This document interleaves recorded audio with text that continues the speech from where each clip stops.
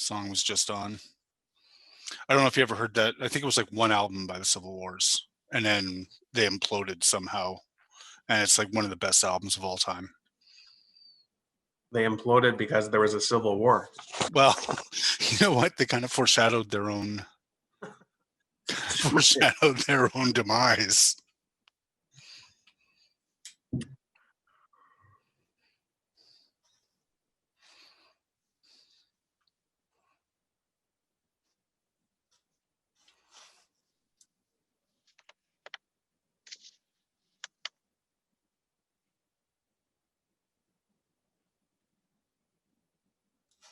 Oh, there's Glenn. Good morning, Glenn. Glenn's on the phone. PIED is here.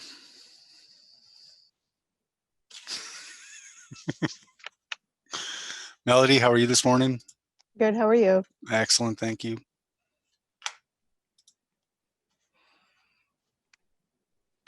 Mr. Willis is here. I am. How are you today? Not bad at all. Yourself? Not bad. I'm in an eerily quiet constellation. Yeah, it's pretty quiet over there as well. Oh, I'm like, there's two people on this entire floor. Yeah. Good morning. Good morning, Glenn. You must know the Civil Wars album. I do know the Civil Wars album. Not super well, but I've heard it. Yeah, one of the best of all time. It is. They're not together anymore. They are not. They imploded. Riley and I were just chatting about that. And were they really an item? That's the big thing with them, right? They had. I don't know. It's like the White Stripe. Like, so it's one of those. Were they brother and sister? Were they a couple? Were they arch enemies who decided to bring their amazing skills together for one glorious album? All part of the mystique. Yeah. Everyone, just to let you know, we are live on YouTube now. Oh, God. Melanie, I think what's critical to discuss is the DCs have increased by 3%, Steve, I would believe, with respect to transportation infrastructure inside the Greenbelt. Can we please get... I got to sound like I know what I'm talking about. Well, let's not be a you-know-what disturber. I think we stick to the music because I was really enjoying that, and I'm sure other people were as well. Jeff, we should start a podcast. Municipal officials talk about music. You know what? That would be amazing.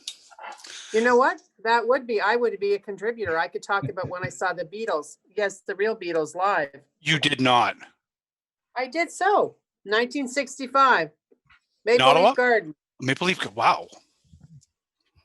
How was that? The Beatles ever in Ottawa? No, they did not. It was awesome. It was a Saturday afternoon. It was so hot. It was like Toronto hot, like Florida hot. Oh my God. And they were 2 hours late and the place was packed and I was in row 6 on the floor. Oh my goodness. So my impression of those is that you couldn't hear a thing because of the screaming, but what? Absolutely. Except you heard them. They opened with "I'm down." And so you heard them say, "I'm down." And then, it just went crazy. But I've never been, I don't think that, before then, definitely. And since then, in a situation of that kind of power, if you know what I'm talking about. Sure. I saw Cream as well. A lot of people couldn't say that. Massey Hall in Toronto. I think I was grade 12 or something. Anyway, enough about us and music. It's such a big, you think about the songs that are out there today and then wonder which of any of them will people be remembering in 50 years from now? There are pop songs from 50 years ago that are today, still part of the canon, still part of what the kids listen to. Yeah. But it'll be interesting to see. Let's pass some infill rules. Let's what? Let's pass some infill rules. And then write a song about it. Yeah. And then you can write a rap song about it. I will, no, I won't. I was going to say I'll wrap the technical amendments today. Please don't. That would be awesome. Can you do it bilingually? Challenge. Well, there's a challenge. Yes. Then I will pay you $40 if you do that. I hope the clerk didn't hear that. Oh, boy. We have too much fun. Or I just think we just slowly or quickly lose our minds. Okay, is it 9:30 yet? It It's is, and you 9:32. Oh, boy. and All you have a right. quorum. Thank you. Good morning, everyone. This is a public meeting to consider the proposed comprehensive official plan and zoning bylaw amendments listed as items 1 and 3 on today's agenda. For the items just mentioned, only those who make oral submissions today or written submissions before the amendments are adopted may appeal the matter to the local planning appeal tribunal.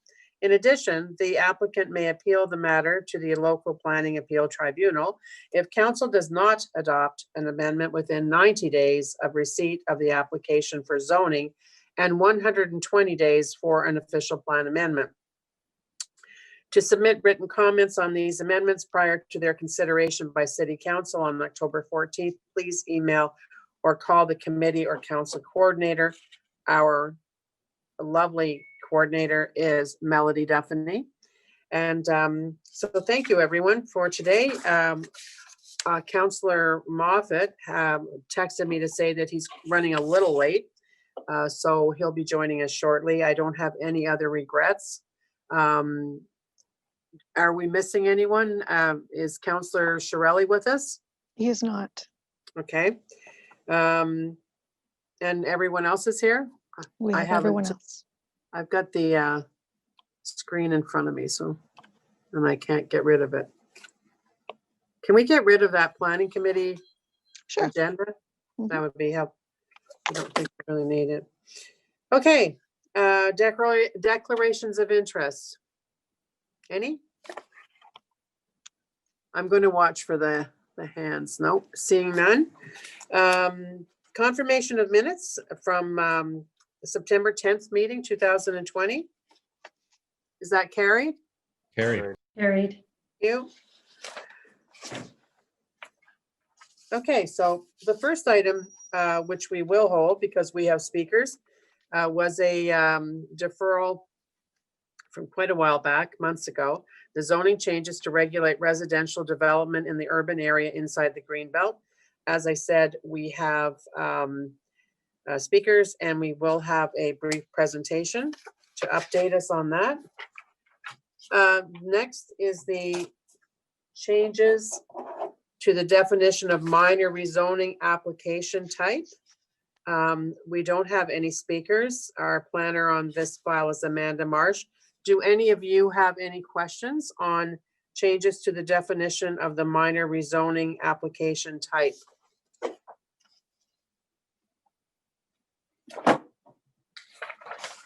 Hang on a second. Is that item carried then? Carried. Okay. The next item is the City of Ottawa zoning bylaw 2008-250 omnibus amendments Q3 2020. Vice Chair Gower has a technical amendment on 112 Nelson. Would you like to put that before us, please? We have no registered speakers on this item. Vice Chair Gower? Yes, so for 112 Nelson Street, clarification of zoning details. Whereas the report recommends zoning changes to the lands known municipally as 112 Nelson Street by adding a holding provision contingent on entering into and registration of a section 37 agreement. And whereas the land shown in document 1F use the existing zoning on the property as IG1H11, and whereas the intent of this report is to rezone the lands to add a holding symbol in addition to the zoning details contained in the report as approved by council on July 11th, 2018. Therefore, be it resolved that Planning Committee recommend to council that the following changes be made to the staff report: that the document 1F be replaced with the following map, that the zoning details in document 2 dealing with 112 Nelson Street be replaced with the following. Rezone the lands as shown in document 1F and add the provisions as detailed in the report in addition to a holding provision as follows. The holding symbol may only be removed following the registration of a section 37 agreement to the satisfaction of the general manager of planning, infrastructure and economic development department. And be it further resolved that no further notice pursuant to section 3417 of the Planning Act. Thank you. Does anyone have any questions about the amendment that basically adds the H symbol and deals with the section 37 through the formula that we have with no change to that after the property is sold? Does anyone have any questions on that, or is the amendment carried? Is it carried? Carried. And on the City of Ottawa zoning bylaw 2008-250 omnibus amendments Q3 2020, is that carried as amended? Carried. Carried. Thank you. Next item is the 2019 annual development report. We're not having a presentation. Our planner is Natalie Pulsine. I don't have any registered speakers. Does anyone have any questions for Natalie on the 2019 annual development report? I see none. Thank you, Natalie. So is this item received? Received. Received. Thank you. The next one is the status update on planning committee inquiries and motions for the period ending September 7th, 2020. There were a ton of them. A lot of them we'll be seeing when the official plan comes forward. A lot of them, the ones at the end were quite extensive. Does anyone have any? I don't have any registered speakers. Does anyone have any questions? Jeff, Councillor Leeper? Thanks. And I believe it's an item that's going to come to Planning Committee. I had asked at City Council, I put forward an inquiry with respect to development charges in after the fact conversions and whether or not those are being collected and billed for. I'm just wondering when we can expect an answer to that one. Chair, just quickly on that, I believe it's imminently coming out.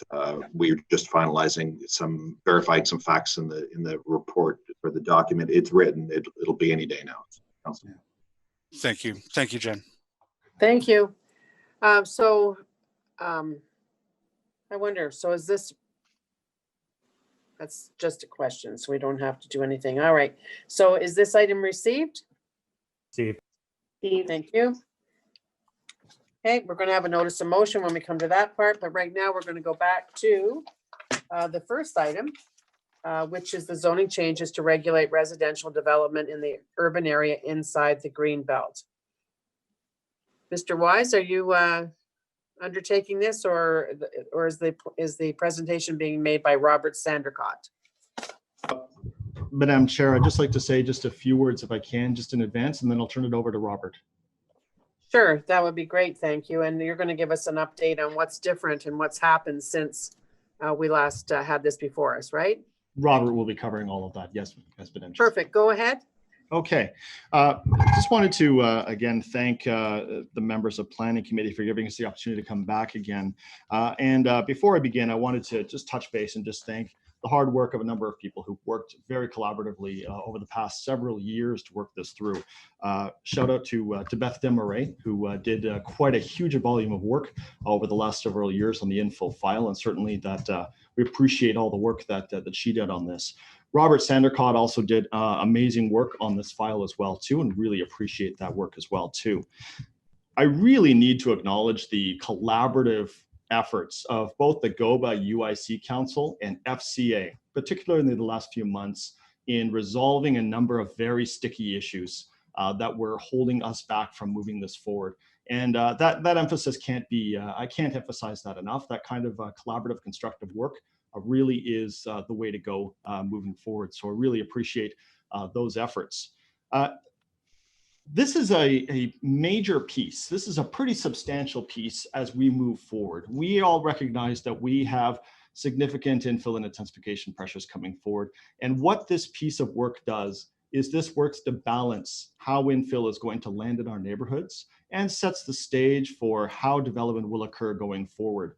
So let's really want to make sure that we all highlight that as much as we passed R4 yesterday, which moved forward with low-rise apartments, this report is also very tightly integrated with what was passed at council yesterday. And there is an awful lot of synergy between these two reports, and there will be synergy between other reports going forward. These are all interconnected with a number of other significant city initiatives. So again, really want to appreciate all the collaborative effort that has moved forward. It's really, truly been a team effort. And with that, I'd like to turn it over to Robert, who will go through and present what it is that we are going to be bringing forward to you today. Robert. Thank you, David. Good morning, Madam Chair and members of committee. Looks like my presentation slides are coming up right there. Perfect. So in monitoring the infill rules that came into force and effect in 2015 and 2016, we saw that concerns that still come up generally fall into one of three major categories. First of all, the loss of landscaping and trees, particularly in front yards. Related to that is parking issues encountered both on and off site, the way in which they're configured, the surfacing that goes with it, and finally, the built form of buildings, how the massing of it and how it fits into the existing neighborhood context. So the amendments we are proposing today are intended to better balance particularly the use of front yards, particularly the ground floor, to basically improve the compatibility of these infills with the existing characteristics of older neighborhoods. Next slide, please. Thank you.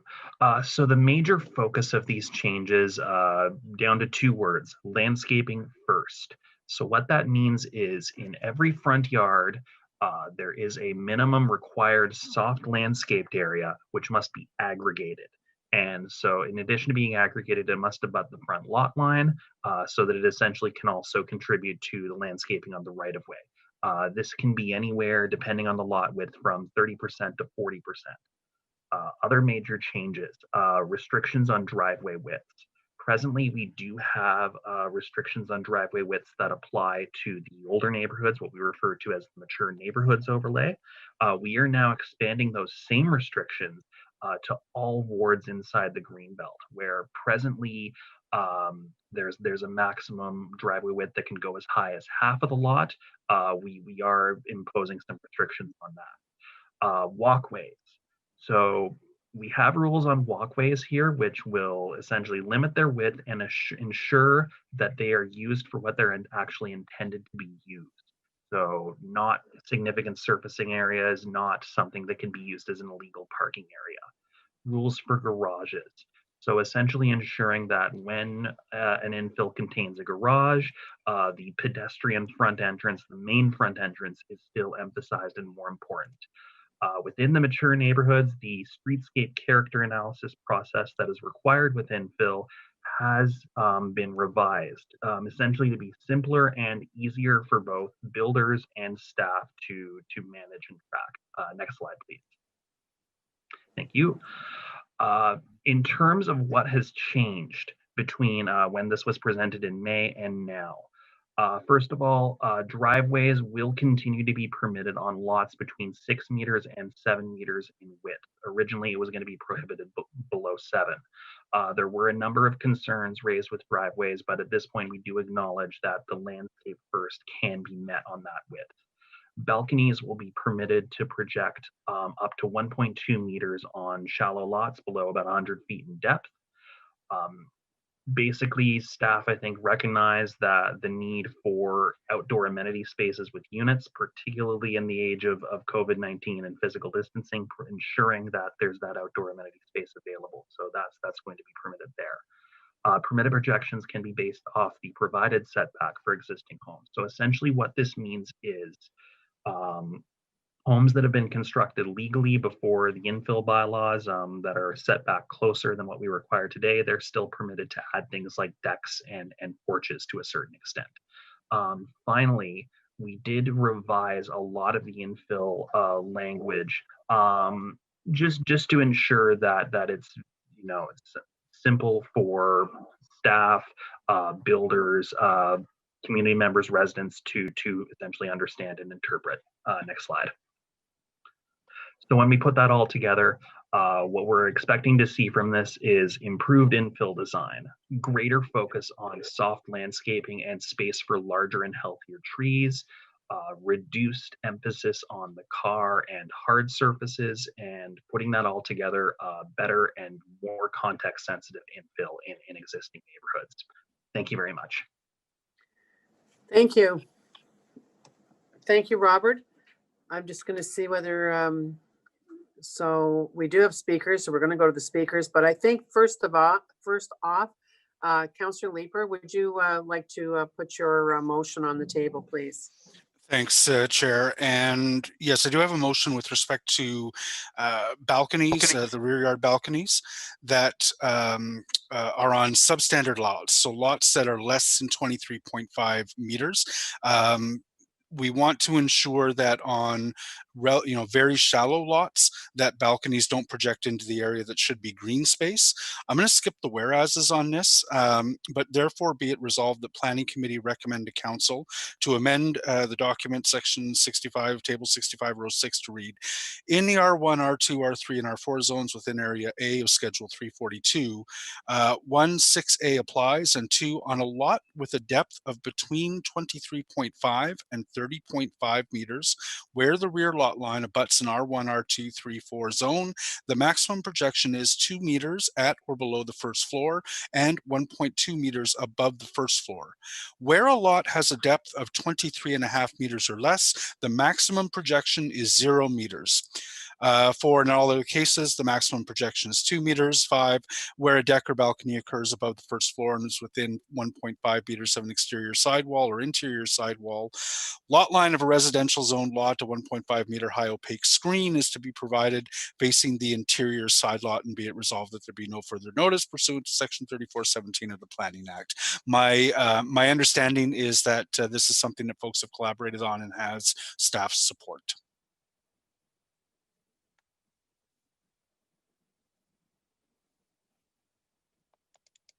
Mr. Wise, on the staff support? Madam Chair, yes, staff agrees. It's important to balance our rear yards and provide for reasonable privacy and the opportunity for landscaping. Staff supports this. Good. Okay, let's go to the speakers. We have first up is Robert Brinker. Robert is the chair of the FCA Planning and Zoning Committee.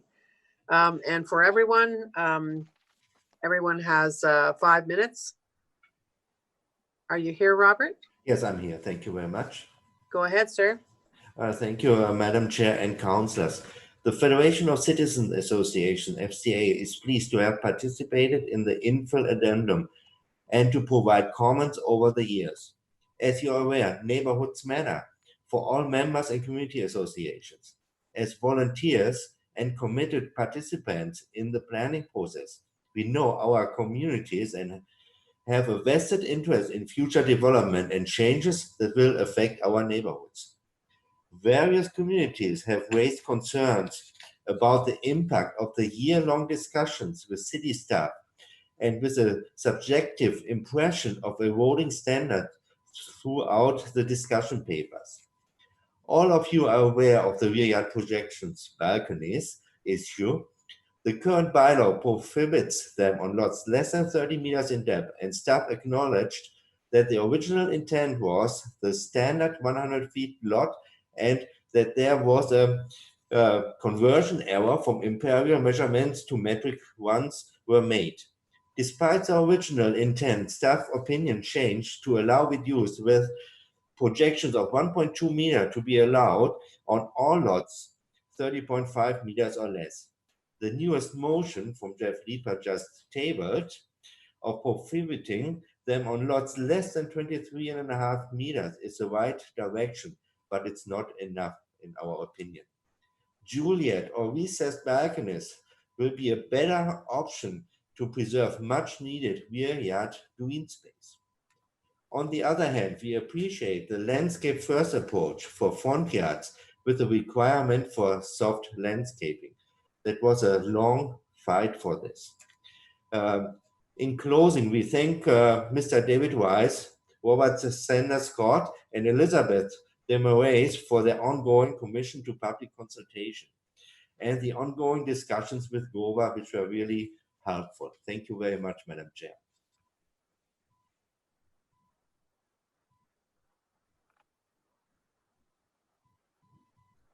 Chair, you're on mute.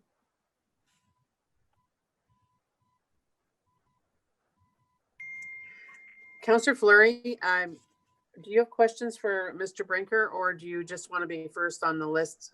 First on the list after? All right. So, Mr. Brinker, thank you very much. And I appreciate you coming out today.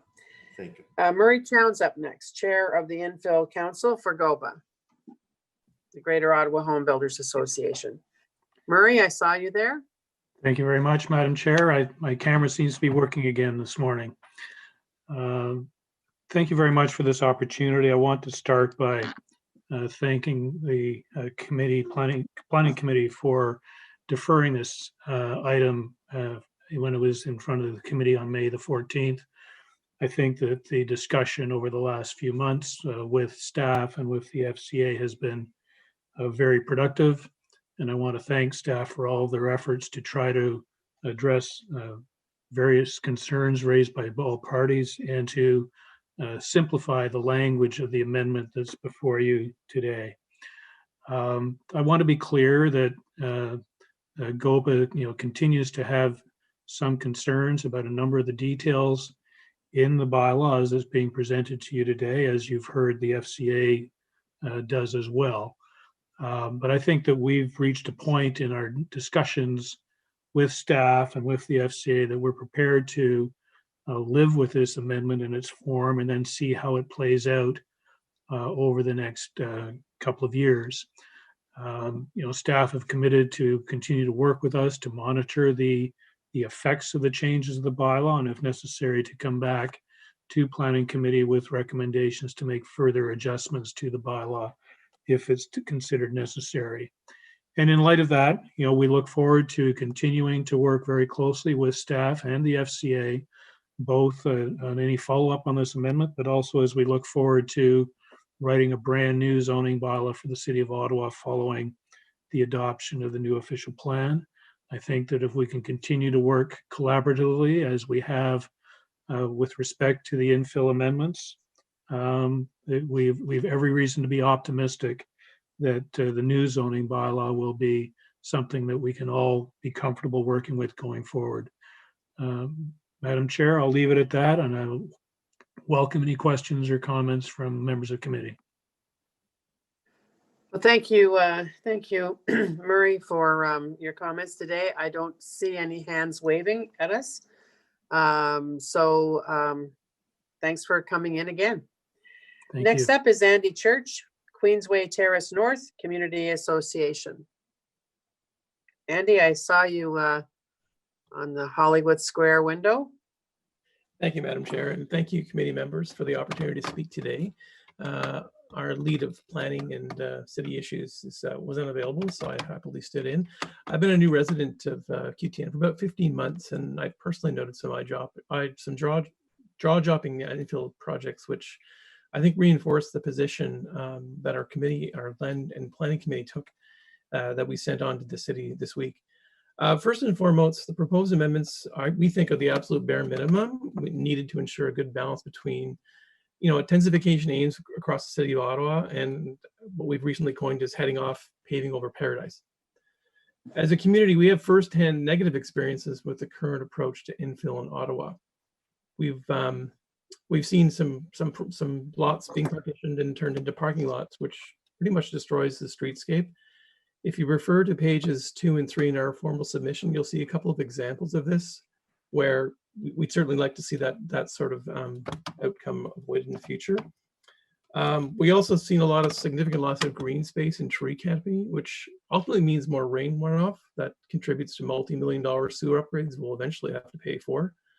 An issue around lack of snow for snow removal means people are pushing more snow into the streets. And as you know, several streets in QTN don't have sidewalks. So with the buses going by and the snow in the streets, you can imagine the parental challenges getting kids to school or just getting to work. when we used to go to work. That said, in short, we certainly understand the need for intensification, but how it's unfolding is QTN is feeling stronger opposition and a real lack of confidence in the ability of the city of Ottawa to get this right.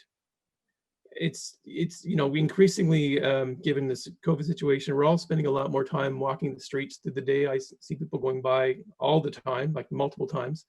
More of our residents are taking notice of active projects that are going to the Committee of Adjustment now. We'd urge committee members to approve these proposed amendments and give our community some hope during what are pretty stressful times. In our, the old adage, our home is our castle. Increasingly, people are feeling a real sensitivity to all the changes we're seeing and we're living with, be it LRT, be it major construction, be it major sewer infrastructure changes that are happening on Alpine. So lots going on there. So ultimately, the proposed changes are one step forward towards what we think is smart intensification. The notion of mapping out landscape first is hugely key.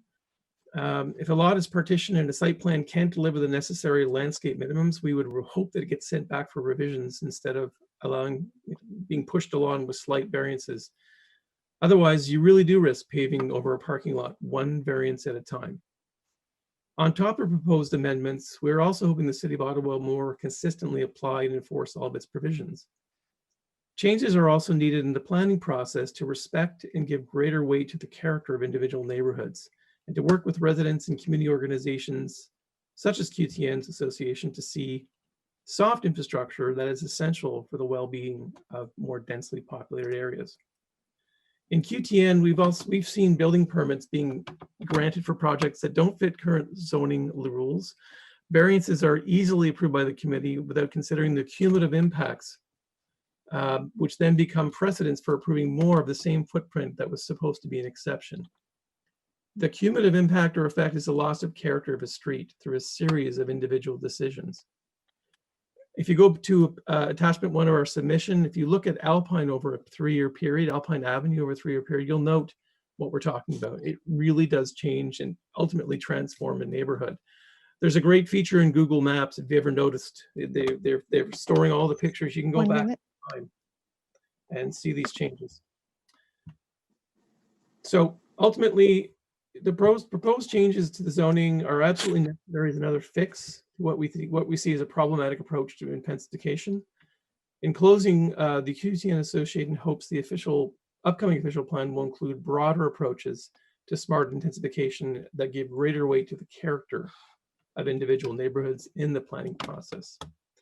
So with that, Madam Chair, I'll cede my time and take any questions. And thank you again for the opportunity to speak. Well, thank you very much. We do have a couple of people asking questions. I'm going to go outside the normal rules because I see Councillor Leeper has signed on and he is on the committee, but your Councillor Teresa Kavanagh had her hand up waving right off the bat. So Teresa, let's go with you first. Oh, thank you.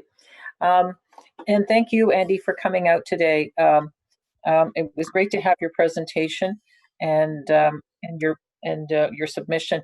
As you said, this is a bare minimum, and of course I know what QTN has been going through in so many ways. It's kind of ground zero for infill, and some of it not so pleasing. One of the issues that has come up is the fact that even when things slide in and they're okay, afterwards changes happen and it's left to bylaw, and because people decide to just add that extra driveway, etc., and then people are frustrated. I'll ask staff about that because but I just wanted to get your feed on that because it's been a frustration because they may have had followed just the rules, but then the resident will add landscaping or lack of, and we have more complications. Has that been the situation for QTN?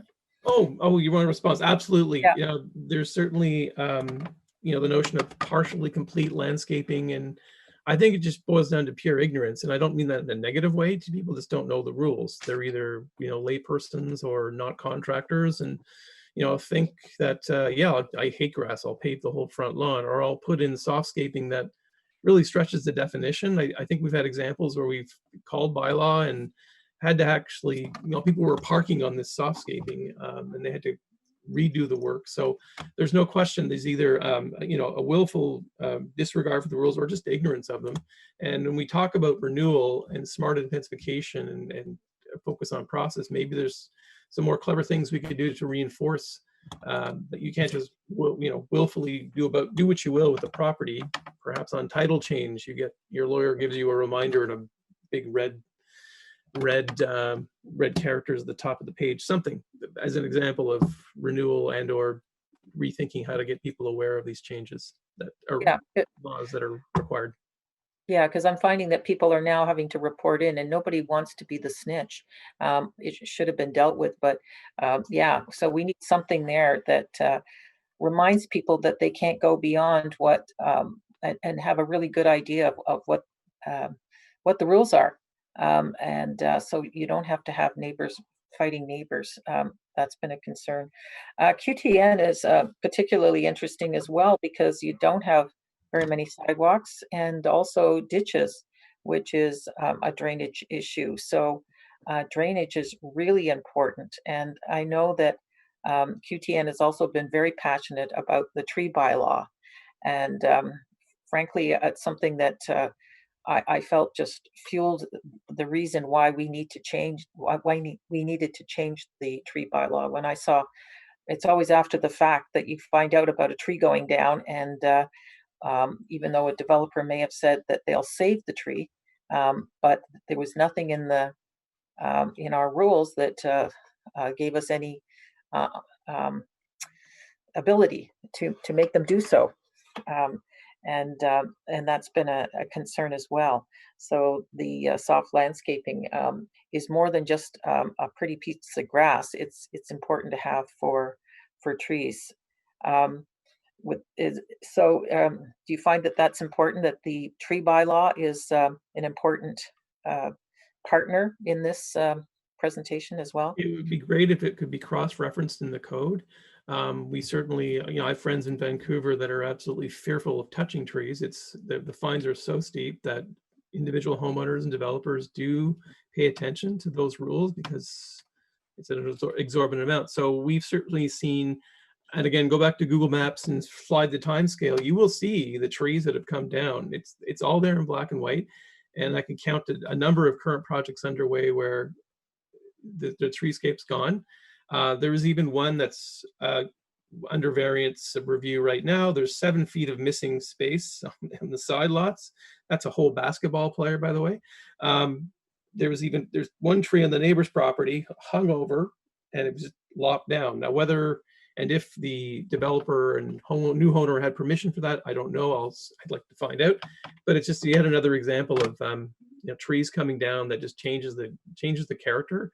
And again, we've cited some of these examples in our attachments to our submission. Yeah, thank you very much, Andy, for coming out. My pleasure. Thank you. Thank you, Andy. Next up is Lynn Bankier. Is Lynn here? Yes, I'm here. Hello, Lynn. How Hi, are thank you. Yeah, I'm Lynn Bankier. I'm one of the 2 co-chairs of the Champlain Park Community Association. You have heard from the other co-chair, Heather Pearl, extensively as well on these topics. We're a small community located in Kitchissippi Ward near Tunney's Pasture, and we participated extensively in these consultations and in fact in all the infill consultations, the tree bylaw consultations, etc. So we'd really like to thank the planning department for providing these opportunities for community input. They've been really valuable. We are here to support the intent of the staff report and the provisions as they pertain to our community's lot fabric, since they address some of the remaining outstanding issues that previously have been identified by staff for correction. We agree with the FCA comments on rear yard balconies. On our 100-foot deep lots, certainly balcony projections and privacy issues have been mentioned in a number of cases. We can probably live with the 1.2 meters that is recommended, but we certainly would also agree with Jeff Leeper's motion for smaller lots. We've directly experienced many of the problems as described by Andy Church, especially on our R2 side, where subdivision of 50 by 100 lots to build semi-detached homes has been going at a great rate. The provisions respond to the climate emergency by helping to make residential neighborhoods more resilient to climate change.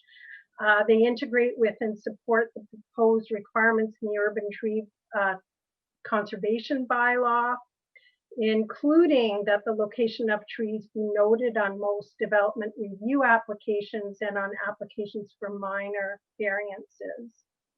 The current recommendation for aggregated soft landscaping will address many of the issues that we have seen where front yards, especially on our most intensified street, which is Carlton, which is my street, I live in the midst of it, we have a very short depth of right-of-way, and we're seeing huge loss of tree canopy and opportunities for gardens and soft landscaping and permeability, snow storage, etc.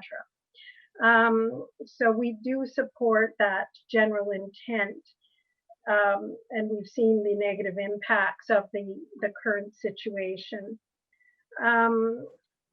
We certainly are very supportive of the inclusion in the staff report of specific guidance to be provided to the Committee of Adjustment on minor variance review. This is one of the areas on which this bylaw will either be well implemented or on which it will fail. And that's been a community concern all along.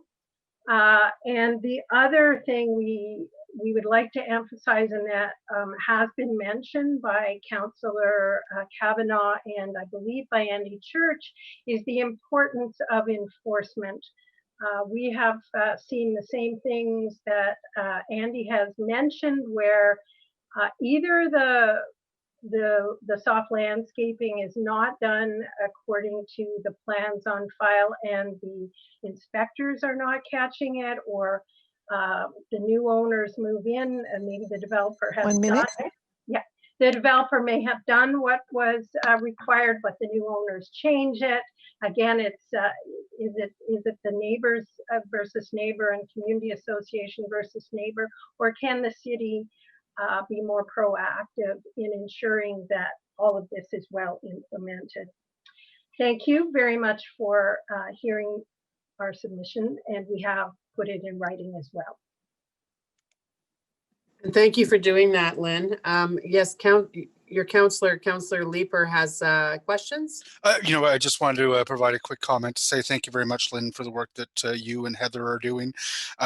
There is probably no more a sophisticated community association with respect to infill than the Champlain Park Community Association.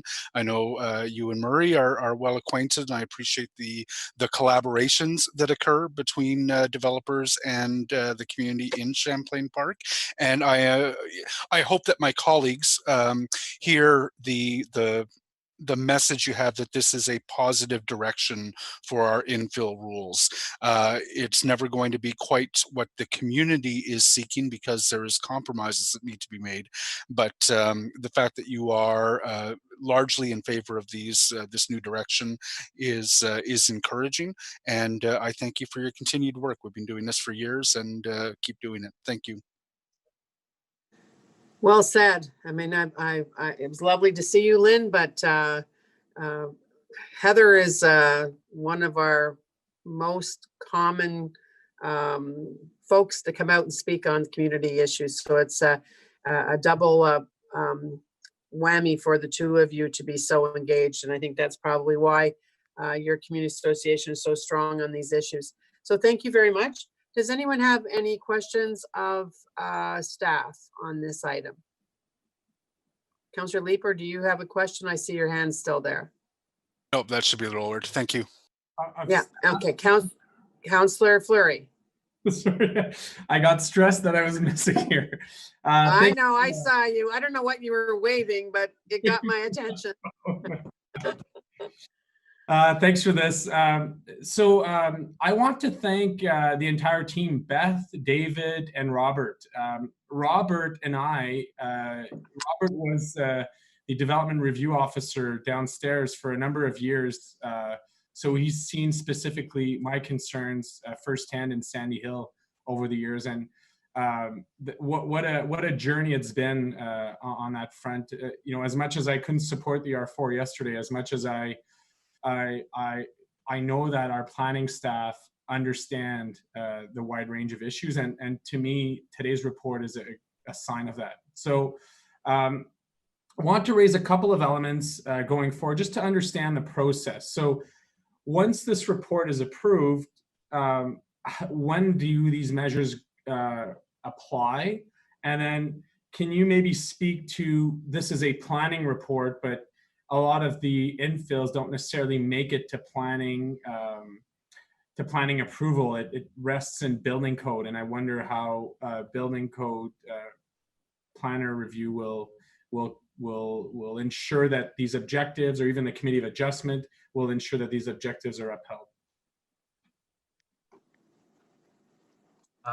Thank you very much, Madam Chair. I mean, these are intended to come into effect like as of the date council adopts them, and they will apply across all wards inside the Greenbelt. And one of the things that we are doing as this moves forward is we do intend to engage with development review staff, building code services staff, and bylaw services with respect to ensuring compliance, ensuring everyone understands like what the new rules are going forward. There's certainly a lot of changes coming in this. So that engagement is going to be part of this, and that engagement is going to continue after these are approved at council. I get what you're saying generally, but I just specifically, how do we make sure that committee of adjustment doesn't waive some of these, or that you know, building code authorities are limited to building, yet these have wider implication, and not every application makes it into planning's hands. So just want to understand the enforceability of the intent here.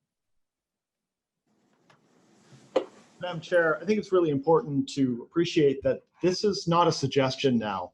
This is now the law. So once this is enacted, it is now the law that you need to follow. So when building code is reviewing a permit, this will now be the measure of zoning compliance. When development review is reviewing an application, it is now this that is now what you need to move your way from.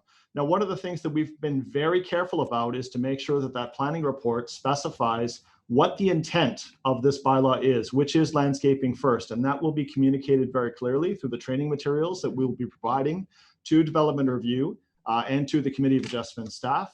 And we will also be making sure as well too that moves forward. We are also looking at an integrated training regime with our natural systems colleagues as they roll out the urban tree bylaw as well too, and with our infrastructure colleagues as well too, as we move forward with understanding where service laterals and things like that go. So this is a one city, one team effort. This is something that we consider to be very important, and we will be moving forward all the way across the board on making sure that this stays a priority and everyone understands why we've done this. But again, this will be the law. Okay. And I thank you for that. That's good to put to record and be clear on. Appreciate that. My only outstanding question is about the changes to permitting driveways in 6-meter lots. And I recognize the negotiations and compromise that need to happen to get overall support for these types of reports. But I look to Lower Town, for example. Lower Town has towns like side by side continuously with no curb cuts. And tenants or owners basically buy a parking pass and park on street. and there's very little issue. And so I wonder, in the infill environment, why do we continue to offer and support curb cuts just from a policy point of view when we have examples like Lower Town where, you know, it works. You know, I could live in an area, have a car, leave my car all day on street, have a permit, and not having a hard surface on the property. Madam Chair, the part within Lower Town specifically, that is also captured as part of the mature neighborhoods overlay. And so a key part of the revision that we're doing to the streetscape character analysis is whether or not there are garages on that front facade. And if the character of that street is there are no garages on that front facade, then the developer or the applicant is going to have to find another place to park their car. With respect to the driveways between 6 and 7 meters, staff does continue to have some concerns. This is part of the compromise where Murray noted that GOBA wasn't entirely satisfied, FCA wasn't entirely satisfied, staff wasn't entirely satisfied either, but we've all agreed to monitor what's happening. These are new rules that are coming in. The landscaping requirement is a very significant and large chunk of that front yard that is going to be dedicated. The walkway provision as well too, to eliminate the potential for driveway widening and for illegal front yard parking using a walkway as the basis, that's also going to be gone too. And so we agreed with GOBA that it is an opportunity for us to watch and see how this happens and see if those on-street and off-street concerns can be solved both through this bylaw and also through excellent design brought forward by the industry as well too. So it really is a push-pull. That's what the monitoring process is for. If it turns out that we continue to have those on and off-site challenges, then that's something where we now have a framework we can come back in and say, look, this isn't working as we thought it was going to be. Let's come back and let's revisit this where we're at. So that's really the main thrust of this. We need to collect some data. We need to let the new rules take effect and then see how they work. And if they don't, we'll be back. Okay. My last question comment is, these are great. This will form a legal document in its status at the city in terms of what's approved, and that's really good. What we're seeing is challenges of on the site plan concurrence, and you know, Kevin Lamer's group does tremendous job in holding securities and, you know, following up with the offenders. But I do want to raise that issue of, you know, from a plan that's approved to a project that's delivered, it's a journey. It's a journey, and it goes in between a lot of hands, from going to the property owner, to a group of owners, to the subcontractors, to occupancy. And sometimes, you know, we trip up on those. The other piece too is, once the property's built, once the great front landscaping is provided, nothing says that an owner and their family or a renter doesn't park on the green space. So, you know, the tree component plays a massive role, not only in its tree function, but also as being a big deterrent to future front yard expansions, if you will. So just want to raise that as a urban councillor, what I've seen trip up. And certainly that's where I see a lot of other team members, including bylaw services, role in all of this. Thank you, Madam Chair. Just so again, I'm not on committee. I think it's a great report, and just wanted to highlight a couple of the elements that can be challenging at times. Thank you very much. Councillor Brockington. Thank you, Madam Chair, and good morning to you and everyone. Most of my questions have already been asked or addressed, so I'll just stick to the balcony amendment motion by Councillor Leeper. Can staff just clarify, does this apply to balconies that are exclusively off the ground? Is it focusing on balcony/patios for ground floor units? What is the issue with a balcony that is elevated above the ground? Madam Chair, the challenge that we were experiencing with respect to rear yard projections and decks is, sorry, let me back up for a second because I'm drifting off into a wrong topic. The main challenge here is the balance between privacy and the ability for people to have access to outdoor amenity space. There are two key numbers, 6 meters and 7.5 meters. And those are the numbers that are in the base zoning bylaw, and then Infield 2 amends those numbers. That's the standard rear yard setback provision. A 6 meter rear yard setback provides space for amenity area, for patios, barbecues, chairs, things like that. Plus, it also provides some additional space for those trees, for soft landscaping, for things like that to be put in. When you get below 6 meters, it becomes very hard to maintain that balance. And as we've done with the front yards, with the landscaping first and balancing those, we think it is important to make sure that there's a bit of balance in those rear yards as well. Yeah, I accept the argument on a small lot with privacy. If you're very close and you abut the other property, people don't want you to be looking down on them. But I was trying to understand and conceptualize what the issues were. If your balcony is on the 3rd floor of a building, why can't you, what type of conflicts would exist on the ground level with respect to landscaping? But I understand there. It's not a huge issue in my ward, but I understand in other wards where, infill is significantly greater, like Kitchissippi, that this would be an issue. So I have no reason not to support the amendment. So my other questions I'm going to address, Madam Chair. That's it for me. Thank you very much. And next up is Councillor Leeper, followed by Councillor Menard. Thank you very much, Chair. I don't really have any questions. I did want to say, though, just a quick recap. In the last term of council, in a process that was really begun, and I was heavily involved even before getting elected, we did infill 1 and 2, which largely stopped the lot line to lot line infill that was such a scourge. The streetscape character analysis has been helpful. But what I want to say to folks who are interested in the infill issue is that we promised a timely review of how the rules were going to work. And, a few years later, with enough time to understand what the dynamics of infill were going to be under the new rules, we have a comprehensive set of tweaks that provides even more protection for landscaping, more protection for trees. And I want to thank staff on that, because yesterday at council, we passed the R4 zoning. And we can tell people, well, we're going to watch how it works, we're going to monitor it, and we'll make tweaks if necessary. And there can be a high degree of community cynicism around that. I'm pointing to, for our residents who are cynical, I'm pointing to the new infill rules that we're passing to show the kind of progress that the city can make and the depth of its commitment to trying to achieve better infill.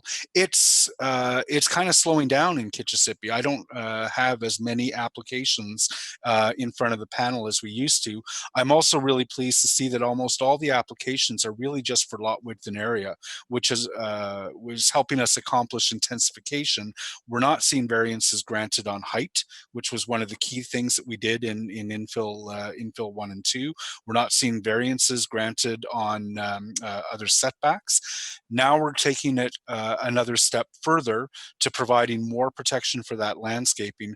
I think the key thing that I'm looking for is that now that we have a pretty rich understanding of the kind of infill that we want to see, I really want to see this get written into the zoning bylaw with respect to the performance standards on lot width and area, because a lot of the infill is still going to require variances. And I'd like our underlying zoning bylaw to allow, as of right, the kind of infill that this council is willing to accept.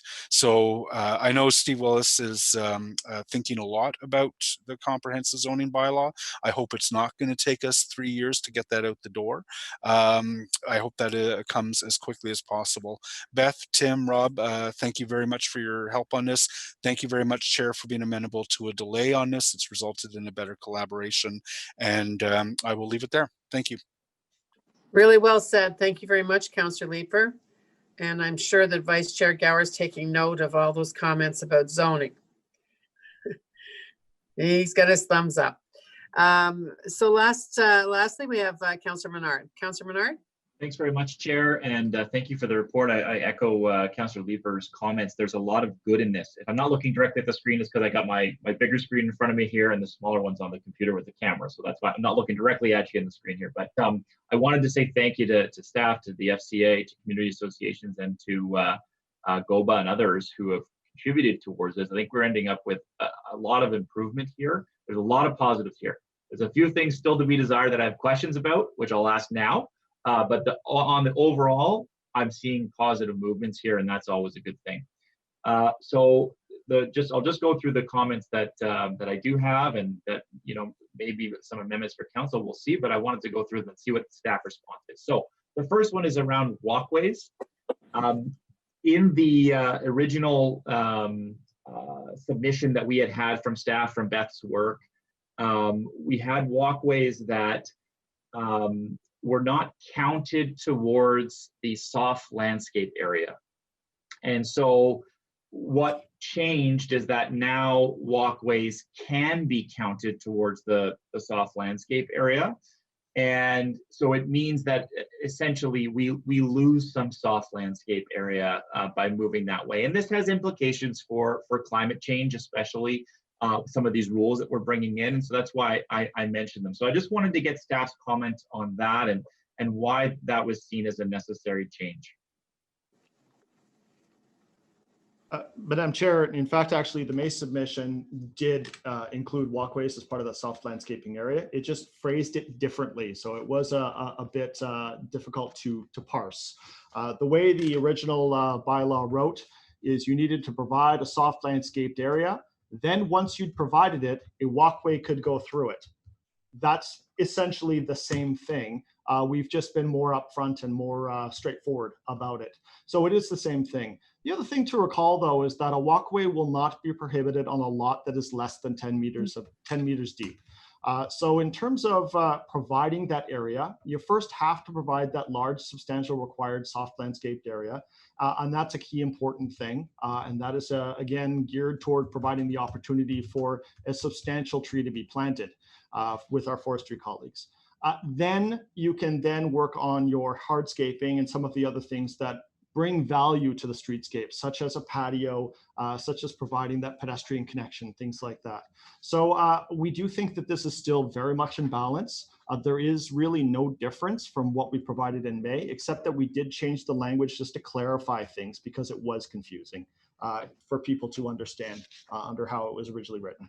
Yes, because originally written, there was no sentence that said, and may be included in the calculated area.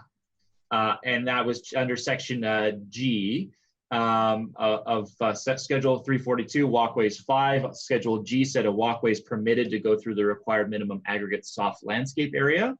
But then it was changed to clarify, it says, and may be included in the calculated area. So it was always your intention then of staff, including the May report, to have walkways included as softscape space as part of the aggregate overall.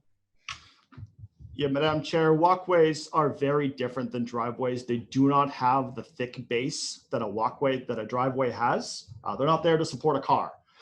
So you have the ability for roots to grow under walkways. And of course, they have all kinds of different materials. Some people put down little pavers, some people put down, different kinds of stuff. So it really, they do form part of that hardscaped element. So yes, it was the intention before. Wasn't phrased that way, but certainly it's more clear this way in the word. Yeah, because I know in the original report, staff had pointed out tree roots can grow underneath a walkway, but my understanding was that the earlier report did recognize that walkways are not soft landscaping and prohibited their being counted towards that soft landscape area. So maybe some more clarification needed on that, because I thought that was the case when I read the first piece, but I could be wrong. So appreciate the response. The other thing that seems to have changed is that there's you've removed the definition of a walkway. The earlier version had one. It was very clear what developers had to abide by. And now there's no definition at all. And so why was that change made?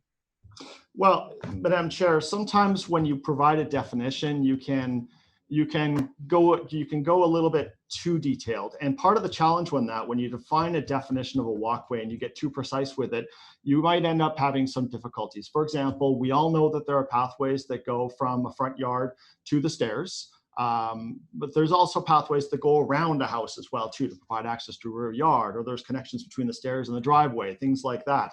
And so when you become too strict with a walkway definition, it can actually cause unintended consequences that you did not mean to happen. It does not mean that there is no definition of a walkway. Under the provincial requirements, the Provincial Interpretations Act, and the way we do things in zoning, when we don't have a definition, it does not mean that it does not exist. It means you refer back to a common definition of what is commonly understood to be a walkway, which is, in this case here, a pedestrian path that provides access to your home. That is much more flexible. It's very clear for development review staff to use. It's very clear for building code and also for bylaw to use. And we have set those parameters on what you can and cannot use a walkway for. It really did not provide any value to add the definition of walkway, and it had the potential of causing actually a lot of unintended consequences if we had retained that. So we thought it was best for all intents to remove that and allow the common definition to move forward. Okay, that's helpful. Thank you for that. And I just give you the reason I'm raising these pieces. It's mostly about front yard. It's mostly about trees. We're losing our urban tree canopy rapidly. And so a number of these provisions that were originally came in May, the soft landscaping piece, the driveway piece, those would have helped in the maintenance of our treescape. And that's why I'm concerned, and that's why I'm raising these issues. So on the driveway widths, it's the same issue.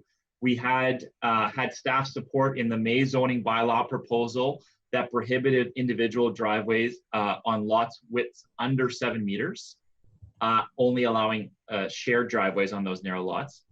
But the current proposal, again, moves that to, would not allow individual driveways on lot widths greater than 6 meters. Excuse me, would allow. And so I'm wondering, in terms of, our tree preservation, is there not some potential further loss of that soft landscape area as a result of this change? Madam Chair, this is a substantial gain in soft landscaped area. I can't stress this enough. Within the mature neighborhoods overlay, the existing situation is a 2.4 meter driveway between 6 and 7, plus a 1.25 meter walkway. So that is a fairly significant chunk of land that gets taken off a narrow piece of infill.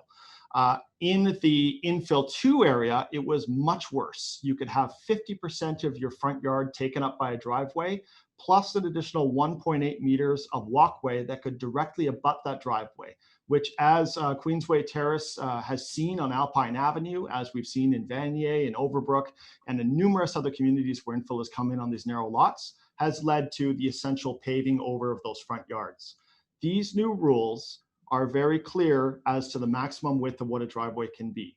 In between 6 and 7 meters, it's a 2.6 meter wide driveway. And if the lot is under 10 meters, you may not have a walkway at all. So that is a huge improvement in terms of that front yard. As we've said before, with respect to the balancing of these things, we do think it's important to monitor how industry puts forward designs between 6 and 7 meters to make sure that we are going to achieve that soft landscaping, that we are going to manage those on-site and off-site impacts. But we do think that this is a very substantial improvement from the existing situation for both the infill 1 area and also the infill 2 area as well, where they will see a very significant change. Yes, and of course, David, I support the overall changes. I'm speaking about the change between May and now, and that's obviously what I'm referring to. That 6 versus 7 meters, and I understand that's probably just a give, right? To collaborate to make sure that this gets support as much as possible. So just to understand where that came from, I suspect GOBA had issues with that. And so just if you can just be clear about why we changed it back is what I'm asking for. Again, Madam Chair, to be clear, as part of this, it really is about testing these new rules. And industry absolutely, as Murray communicated in his communication, GOBA did have concerns, but they're willing to test these new rules out and give it a try. Same thing with the FCA as well too. They have concerns, but they're looking forward to seeing how these rules unfold. And staff as well too are very interested in seeing how these new rules unfold as well too. So the monitoring is going to be a big part of this, to see how these things work and to make sure that we're able to effectively implement this at development review through building code and also through the Committee of Adjustment as well too. This is all part of a broader package. Okay, thank you for that. And again, congratulations on getting to a good result overall. I do feel this is going to improve substantially from what we have now. So I'm really happy overall with it. Just important to go through some of those details of what changed. So thanks for those responses. Thank you very much. And that's all the hands that I see up. You know, I think it's telling us, I think Councillor Leeper said that, you know, we had 4 speakers today. Plus the questions coming from our colleagues, and that it shows the amount of work that's gone back into this. And that work, of course, is as wonderful as the staff is that has worked on it for a long time. It doesn't happen without the contribution of our community associations that are always engaged. In particular, the ones in this case, of course, are the ones that are impacted, as well as the industry. So thank you for that. We have the amendment from Councillor Leeper. Is that amendment carried? Carried. Just to everybody, okay, you remember what it was. And then the item, which is the status update. Oh, sorry, it's not the status update. It is, I've lost my page. Oh, crap. Hang on. I got to go to the big binder.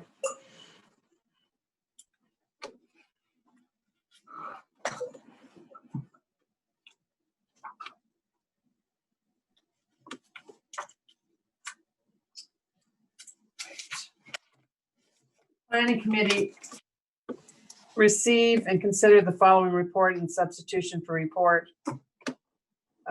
dated April 22nd, 2020. And motion number PLC 2020-23. 4, the Planning Committee recommend that Council approve the zoning changes detailed in document 1 to resolve issues and anomalies of the 2015 infill zoning regulations of bylaws 2012-147 and 2015-228 as amended. So is that motion as amended carried? Carried. Thank you very much, everyone. One thing that I was that I missed the vote on that I wanted to just mention today. It was the second item that we carried, the changes to the definition of the minor rezoning application type. I just wanted to say that we haven't had the discussion about fees on this since 2001. So myself, being around in 2001, I can tell you, boy, that first term was just crazy. You can imagine bringing all the municipalities and townships and the region together and trying to amalgamate not just all of us, which was not a happy time, but certainly all of our rules, etc. It was a huge job. So we did work on it and bringing it together.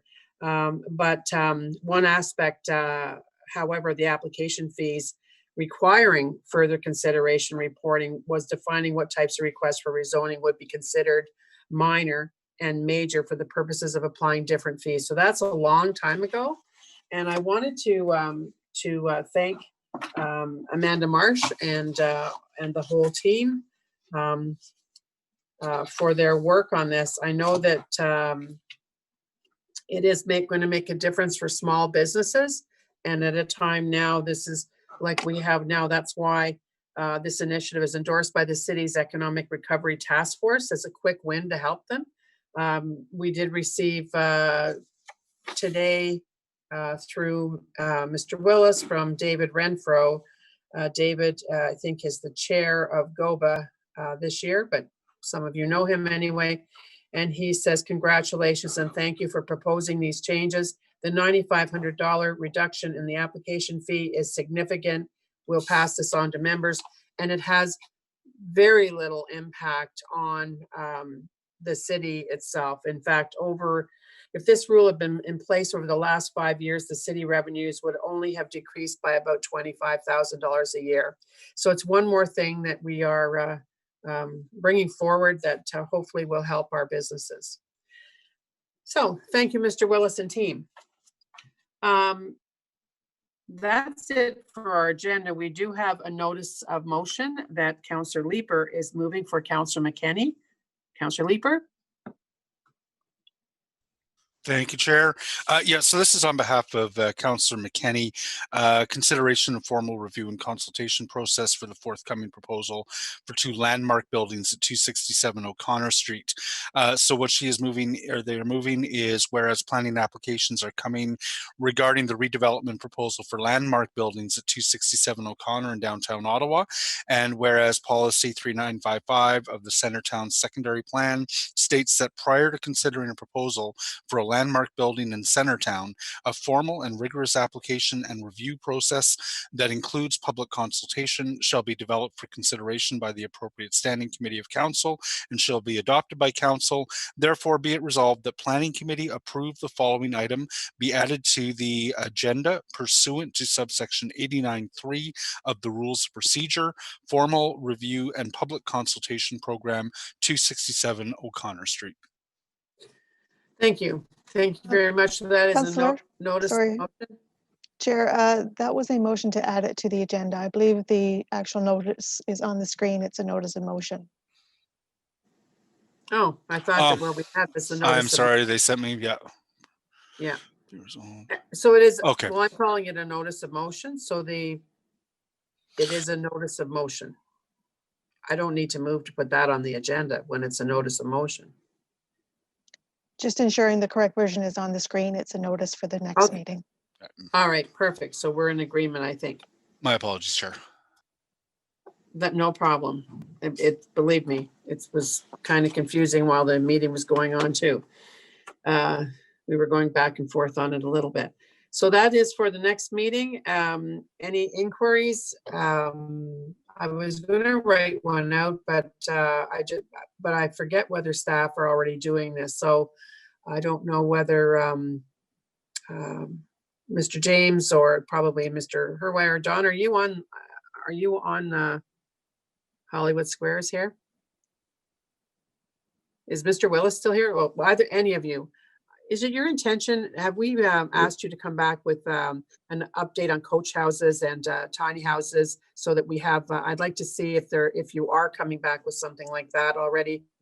Then of course, I don't have to ask an inquiry, but I wanted to know if the situation that we're in with the pandemic and, people with having offices at home and all that sort of thing, if you were going to be reporting back on that already. Do you recall? So Chair, we are, as part of the new official plan project, reviewing the policies with respects to coach houses and tiny houses. Tiny houses and coach houses being actually, from a policy perspective, different things. And so that's what we were planning on addressing the issue.